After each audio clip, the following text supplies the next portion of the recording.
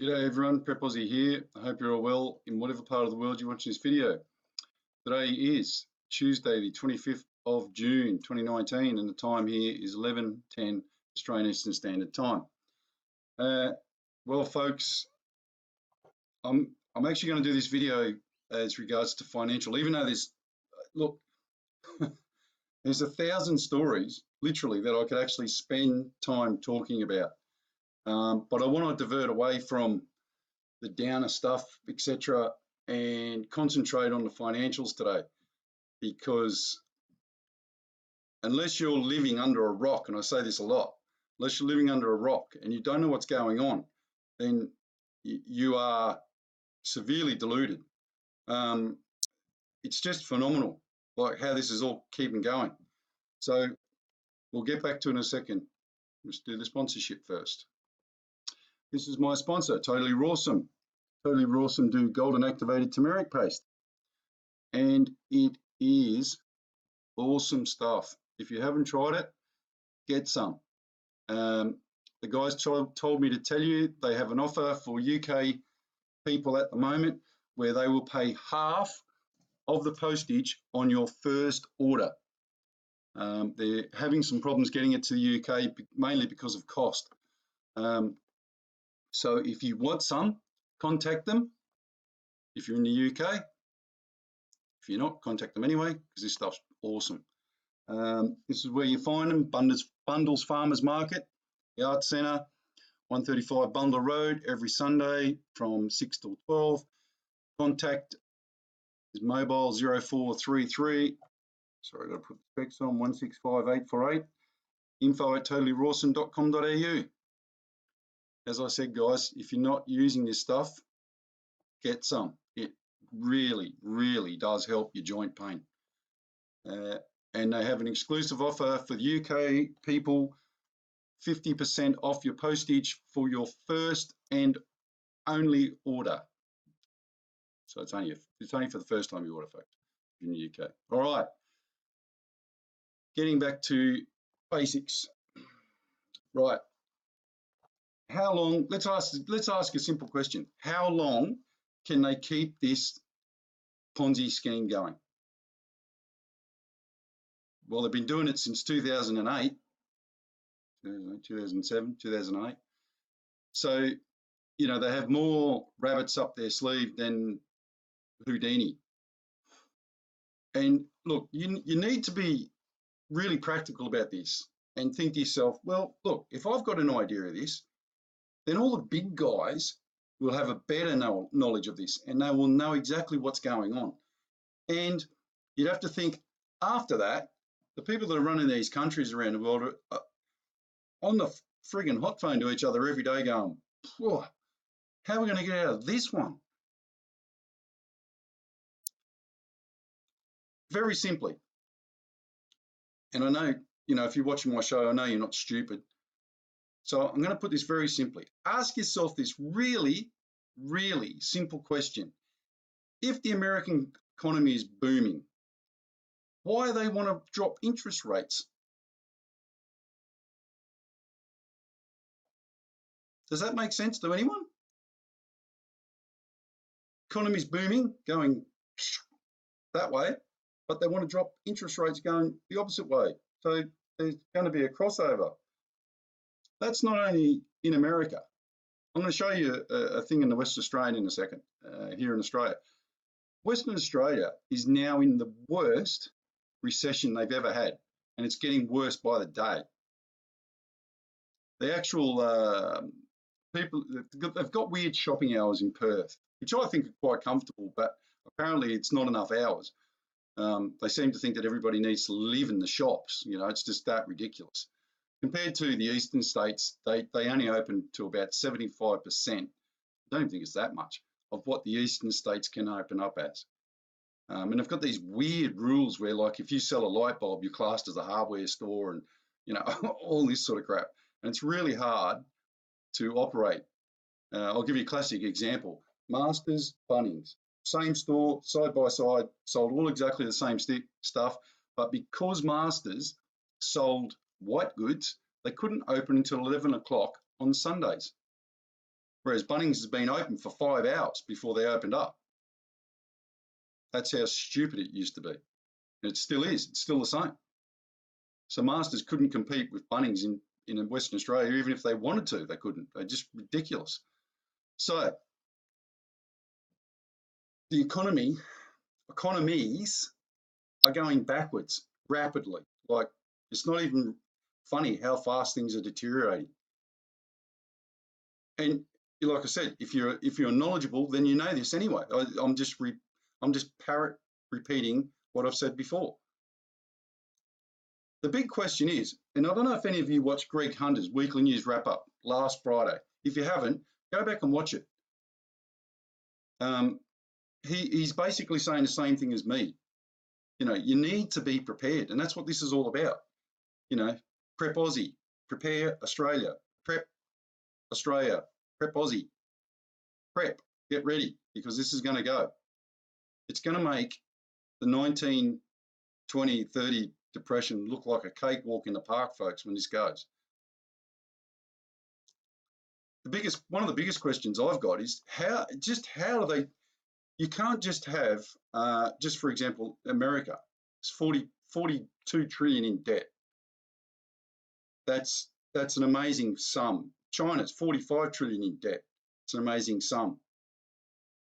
Now, here's where it gets tricky. You've got Deutsche Bank, one of the biggest banks in the world. And please, can people stop writing in and telling me that Deutsche Bank is not one of the biggest banks in the world? You're deluded. Nothing in the world just about happens without Deutsche Bank. Do you realize that? That's how big it is, especially in Europe. Everything, and I mean everything, Deutsche Bank has got its fingers in everything. It owns half the banks in Europe, by the way, or it's got a major shareholding, put it that way. And it's vice versa. Banks in Europe have got shares in Deutsche Bank. It's a sick, twisted system they've got going, folks. So please don't delude yourself and say, oh, if Deutsche Bank goes, it's not going to affect BNP Paribas or HSBC, or it will massively, because they all own each other. That's how bad this is. And they each owe each other massive amounts of debt. But here's the rub. Deutsche Bank has, well, actually, no one's really sure at the moment, because they got rid of 20, or they reckon it was up to 75 trillion. I'm going to say that again. Deutsche Bank reportedly had up to 75 trillion in derivatives owing. They reckon that it's currently 40 trillion in derivatives. Now, if you got every single business in the US and all the billionaires, etc., and you put them all together, you would not, you might be able to, you'd be able to just get over $1 trillion. Just to put that in perspective, 1 trillion. Might be a little bit more, but the gross domestic product of Germany is only 3 trillion. So Deutsche Bank's derivatives book that they're telling people is derivatives is $40 trillion. It's more than the debt of the US. What do you think is going to happen when Deutsche Bank goes belly up? And I want to be clear on this point. I'm not a financial analyst. I'm a financial hack, but I take an interest in it. So I'm not bad at it. I'm not the perfect, but Deutsche Bank shares currently are $6.01, I believe. Yeah, 6.1. It went down to a low of 5.1. That's after all the banks in the world, I'm guessing, and governments, because don't forget, they can't let this fail. They can't let Deutsche Bank fail. Or they can let it fail and pump all the money into the other banks. So that conversation that they're having on the phones, in dark rooms, stressing out, that's what they're trying to figure out at the moment. if we let Deutsche Bank go, can we save the other banks? Or do we let some other banks fall by the wayside and prop up Deutsche Bank? But here's the rub. They've just spent all that money trying to prop up Deutsche Bank shares, and it only went up $1 from 501 to 61. It might be a little bit more. I'm noticing that someone wrote to me recently and said that Trading Economics website did not upgrade Deutsche Bank share price on their website for a good week. I think it was 4 or 5 days. So if that's current price, I'm not 100% sure. You know, I didn't research into other banks and all that other stuff before I came on.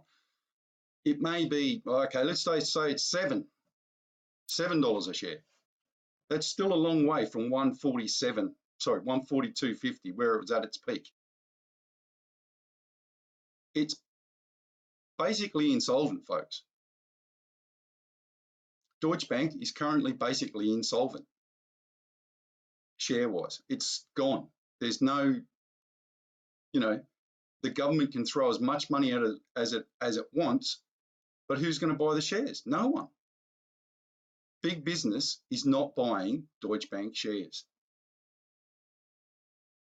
And I'll tell you this much, when you see the Deutsche Bank shares go that way, then I would be extremely worried. And the reason I would be extremely worried is because they would have obviously told everybody they're going to save Deutsche Bank. They're going to do everything they can to save it, which means that some other banks are going to go down to Swanee.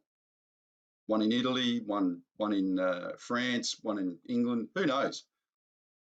But that would be the warning sign that they're going to chuck trillions at it to keep it going. But that'll be at the, that'll bring on the failure of other banks. I hope you understand that. It's really important. So if you see the share price taken off and it goes up to like $15 or $10, $20 or whatever, then you know that the people who are in the know have been told that they're going to try and save Deutsche Bank, and then they're going to buy shares at the lowest possible price. And it's just going to go spike. You don't have to be a rocket scientist to work that out. That's not really hard to work out, folks. Okay, let's go on to the next thing. Okay, this is an article from the West Australian.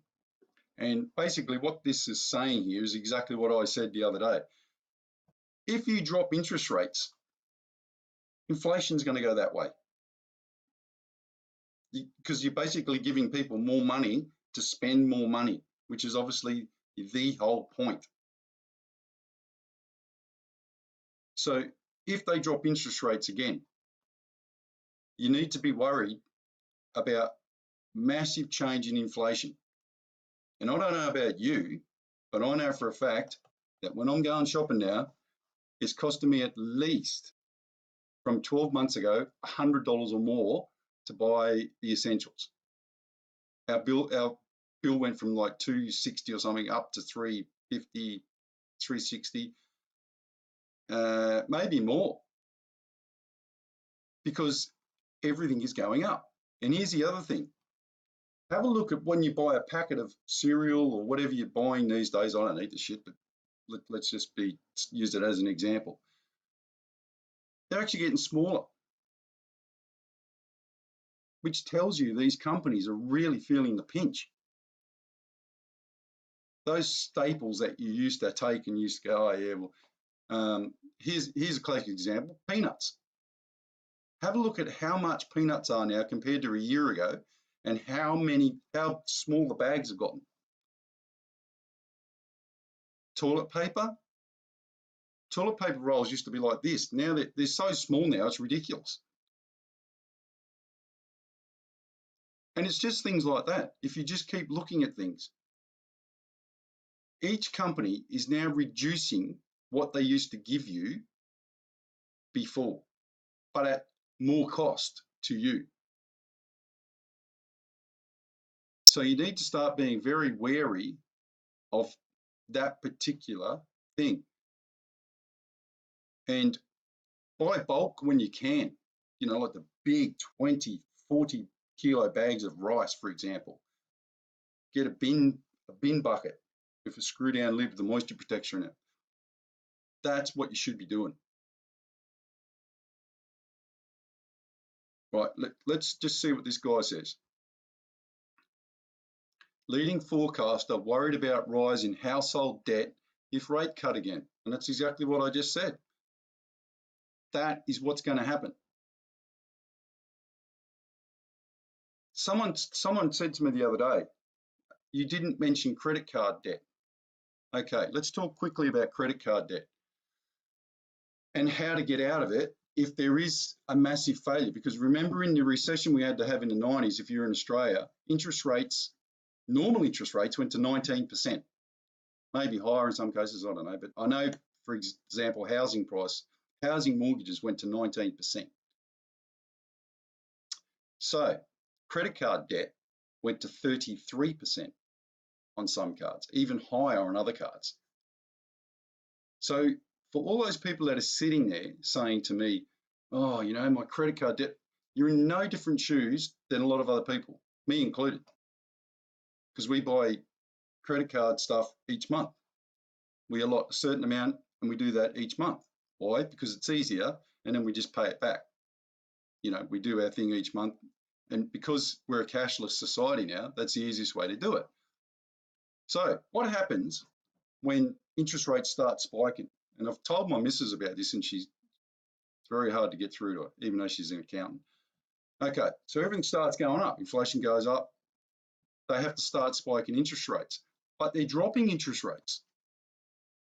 Your credit card interest rate is going to start going like that, because the intrabank lending rate of Westpac, Commonwealth, etc., from getting their money overseas is going to go up. So for all of you that said to me, oh, my credit card debt is expensive, blah, blah, blah, blah. Okay, I've given you, and you've watched other channels, and they've all given you a way out of credit card debt, or any debt for that matter. And what was it? Buy gold. 1 ounce of gold, they're predicting 1 ounce of gold to go to $30,000. 10,000, who cares? Even if it goes to 5, and you bought it now, you're buying it at $1,400 an ounce. You take that 1 ounce of gold, go down the bank, cash it in, take the pressure off you for a month or so with that debt on your credit cards. But here's the thing, if you've got a heap of credit card debt, you have to start reducing your credit card debt. And you can remove your credit card debt from your mortgage crisis, etc., if you do it now. Very simple. Okay? Right, moving on. This is from the ABC, and this is just the business section. Look at the awful economy is good news for investors. Car sales slump as economy hits speed bump. ASX to fall. Infrastructure boom offsets apartment bust construction workers. And can I just say something here? Construction in Australia is nearly at record lows, state to state, and it hasn't even started to get bad yet. Just remember that, right? Because when people say it's bad, remember it hasn't even started to get really bad yet, because the arse hasn't really fallen out of the apartment sector yet. That's true. It's fallen a bit, but it hasn't really fallen as much as they're predicting. So what happens when it really does start to tumble down? You think it's bad now, it's going to be, you know, I don't even know what you'd use to describe how bad it's going to get. Construction in Australia is literally drying up. Guys, like I said, there's only one thing left to do for all these economies now. Hit the go button and pray for the best. Very soon, you're going to hear the Australian government say, we're going to give every Australian $700 so they can go out and spend money. Folks, that's helicopter money. And that's, if you remember in the GFC, Kevin Rudd did that, and that, look at the debt that put us in. He literally, in one whole day, if you like, for want of a better term, destroyed the Australian economy.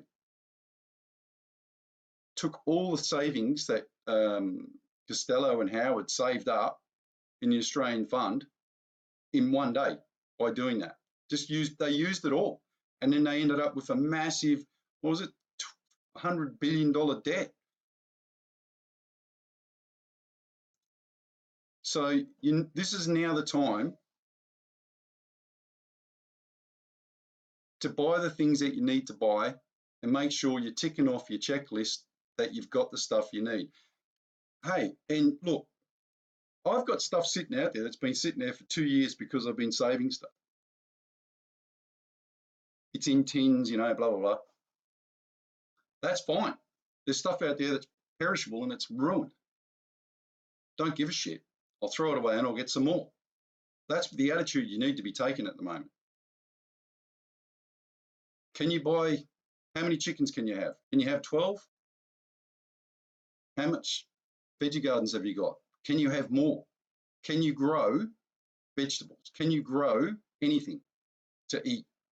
Spinach. Spinach is a good one. You can grow spinach just about bloody anywhere. A few herbs here and there. It's time to get practical. Everything, treat everything as if it's for sale at the moment that you need. Here, I'll put it to you this way. I was thinking about it the other day. You've got a backpack on your shoulder with a tent on it and everything else, but you've lost your house. In the future, you've lost your house, your car, everything. But you bought that backpack with the credit card that puts you into debt. Do you care? Nope. You don't give a shit. At least you've got somewhere to live. Sounds stupid, but that's the reality. That's what you need to be thinking about. All right, let's do the prayers. Okay, verse of the day. But the Lord is faithful, and he will strengthen you and protect you from the evil one. 2 Thessalonians 3:3 NIV. That's a good one. Okay, folks, and as always, we'll end with the Lord's Prayer.